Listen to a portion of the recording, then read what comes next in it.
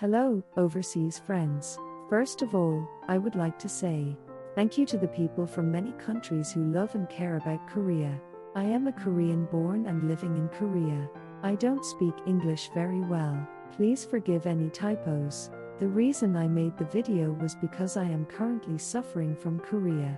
I started making this to give more tips as a Korean. To my friends from various countries, do you want to become closer to Koreans? Do you have a lot of questions about Korea? Please feel free to ask questions in the comments. I will do my best to answer. There are two topics today. The first is how you want to become friends with Koreans. The second is what you should never say or do to Koreans. Before talking about the topic, I really want to say this. In today's Korea, the Korean wave is rapidly becoming popular.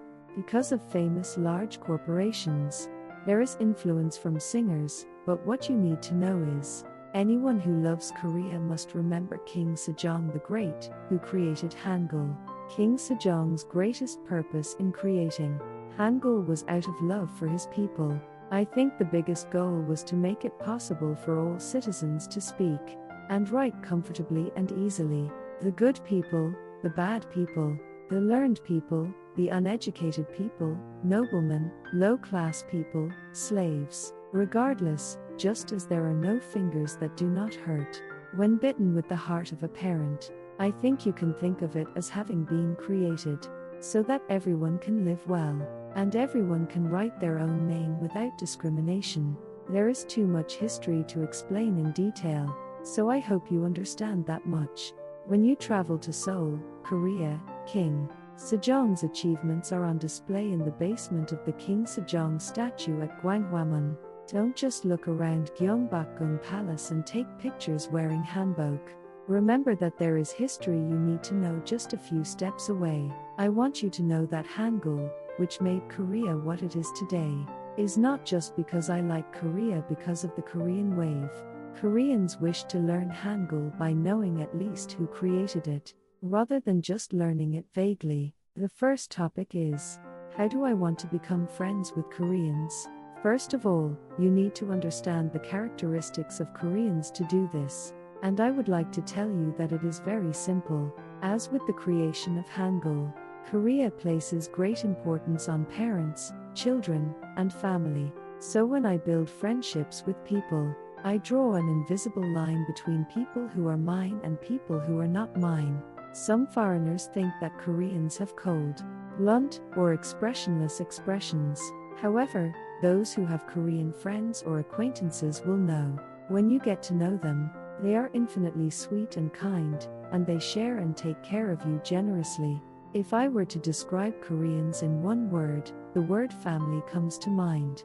When dealing with Koreans, try to think of them as family.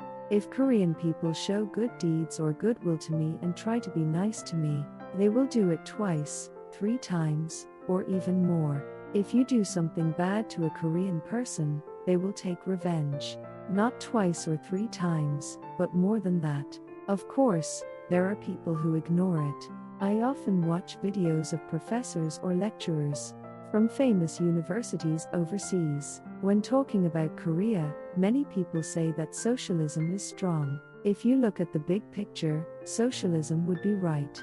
To put it simply, if you explain it in terms of a pyramid structure, the top would be socialism. However, as you go down to the middle, the word family, not socialism, takes up a larger portion. Many people evaluate the good deeds of Korean people and their ability to deal with crises as socialism. But strictly speaking, it is not socialism. It would be right to act with family in mind, rather than just helping people who are in difficult situations.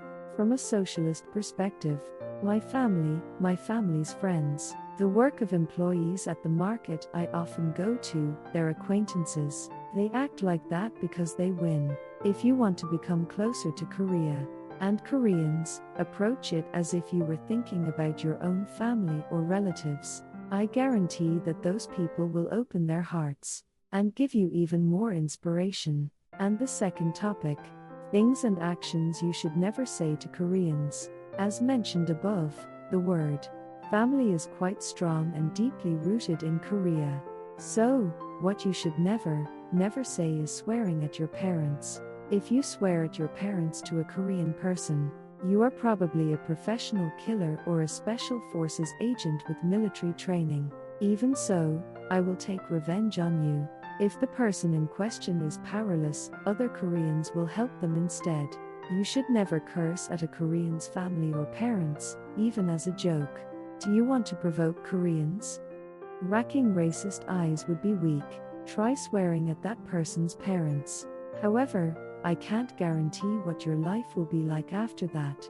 Well, I think the same goes for people in many other countries. No one would tolerate someone criticizing their parents. However, for Koreans, there is a cheap key that increases the anger index from 1 to 1000.